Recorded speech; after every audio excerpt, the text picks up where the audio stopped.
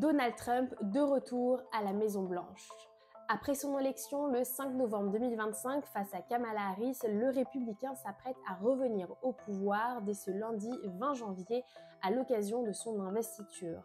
Guerre en Ukraine, proximité avec Elon Musk, MeToo, ce retour au pouvoir intervient dans un contexte bien différent qu'en 2016. Face à un homme d'affaires imprévisible, à quoi s'attendre des 4 prochaines années? Je vais tenter de t'aider à y voir plus clair dans cette vidéo.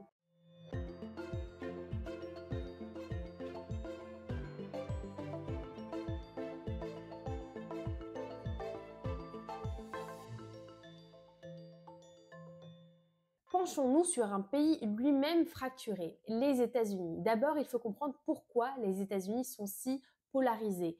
D'un côté, il y a les grandes villes, des lieux progressistes, multiculturels, ouverts sur le monde. De l'autre côté, dans les zones rurales, les gens sont souvent plus conservateurs, attachés aux traditions et inquiets face à des changements qu'ils perçoivent comme des menaces pour leur mode de vie. Ce fossé culturel est à l'origine de beaucoup de tensions et Trump le sait très bien. En 2024 comme en 2016, Trump place l'immigration au cœur de sa campagne. Il veut mener ce qu'il appelle la plus grande opération d'expulsion de migrants clandestins.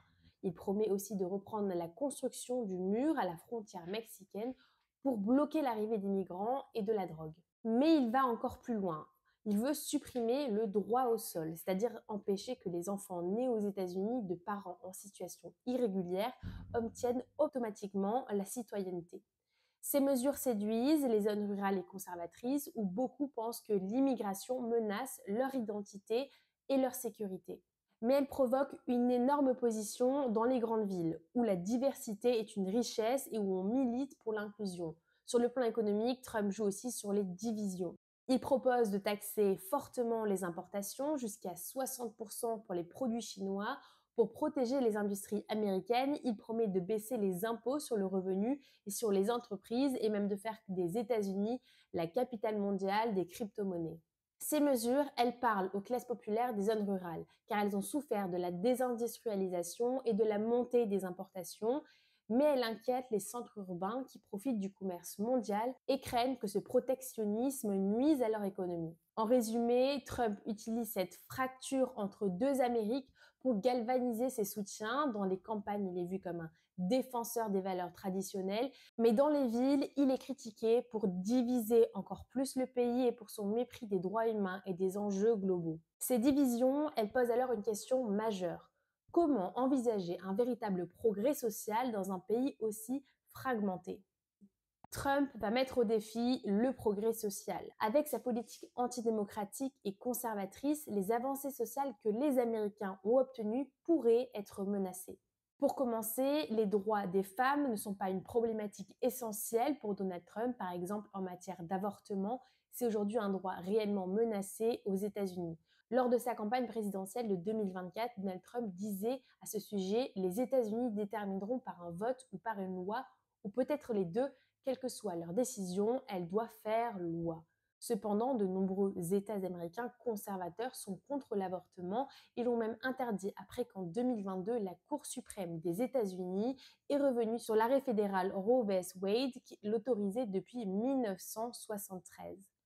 21 États sur 51 ont alors supprimé le droit à l'avortement et la politique de Donald Trump n'a visiblement pas pour but de changer ces interdictions. Par ailleurs, les personnes de la communauté LGBTQ+, sont aussi inquiètes de voir Donald Trump reprendre sa place de président des États-Unis. Sa politique est en effet imprégnée de transphobie, comme l'a lui-même déclaré « Je signerai des décrets pour exclure les transgenres de l'armée et les exclure des écoles primaires, des collèges et des lycées ». Sous sa présidence, la politique officielle des États-Unis sera qu'il n'y a que deux genres, hommes et femmes, a-t-il souligné. Pour finir, nous pouvons aussi mentionner son climato-sceptisme de longue date. Dans un tweet datant de 2012, il écrit « Le concept des réchauffements climatiques a été créé par et pour les Chinois afin de rendre l'industrie américaine non concurrentielle. » En 2018, dans l'émission 60 minutes, il déclarait au sujet du réchauffement climatique « Je ne pense pas que ce soit un canular, mais je ne sais pas si l'action humaine est responsable et ça pourra revenir en arrière. » Niant l'impact de l'humain sur l'environnement, il ne souhaite donc pas mettre en place de mesures à ce sujet. Effectivement, lors de son premier mandat en 2017, il avait fait sortir les États-Unis de l'accord de Paris qui mettait en place des restrictions afin de faire baisser l'impact du pays sur l'environnement.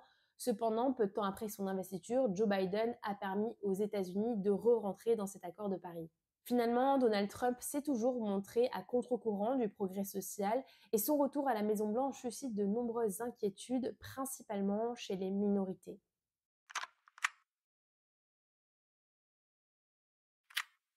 Si on parle de la guerre en Ukraine, là c'est encore flou. Trump promet de mettre fin à la guerre en 24 heures. Toutefois, il n'a jamais vraiment expliqué son plan. Il est face à un dilemme important, choisir entre négocier le cessez-le-feu avec Poutine ou continuer de soutenir l'Ukraine. Si les États-Unis réduisent leurs aides à l'Ukraine, ça pourrait donner une victoire stratégique à la Russie, avec quoi qu'il arrive un impact direct sur l'équilibre mondial. Du côté des relations avec la Chine, c'est clair, il promet d'être encore plus dur que lors de son premier mandat. Son objectif, plus de taxes sur les produits chinois, encore plus de pression sur les entreprises et une approche plus agressive pour limiter l'influence de Pékin comme puissance mondiale. Mais cette stratégie est risquée. Si la Chine décide de riposter, cela pourrait déstabiliser toute l'économie mondiale. Une guerre commerciale qui pourrait se transformer en un bras de fer économique mondial qui affecterait tout le monde. Du côté des relations avec les alliés des États-Unis, contrairement à Joe Biden qui avait renforcé les partenariats avec l'Europe et l'Asie, Trump pourrait prendre ses distances et remettre en avant sa fameuse doctrine America First. Sous Trump, la géopolitique américaine devient plus ambitieuse. Le Groenland, le Canada et le canal du Panama sont désormais au cœur de ses ambitions. Annexer le Groenland, faire du Canada un 51e État ou prendre le contrôle du canal du Panama, cette vision a pour simple objectif de renforcer la position des États-Unis dans le monde en défiant les puissances comme la Chine ou la Russie. Une chose est sûre, le retour de Trump au pouvoir risque de bouleverser le monde et avoir des conséquences bien au-delà des frontières américaines. Nous l'avons vu, le retour de Donald Trump à la Maison-Blanche pose de nombreuses questions.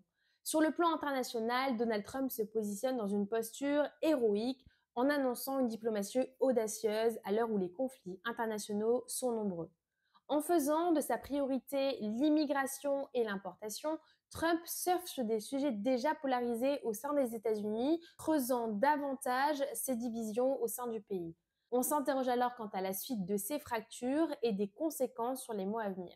En bref, une position ultra-conservatrice à l'opposé du progrès social, laissant entrevoir un retour aux traditions, à l'instar de nombreux défis qui marquent notre époque.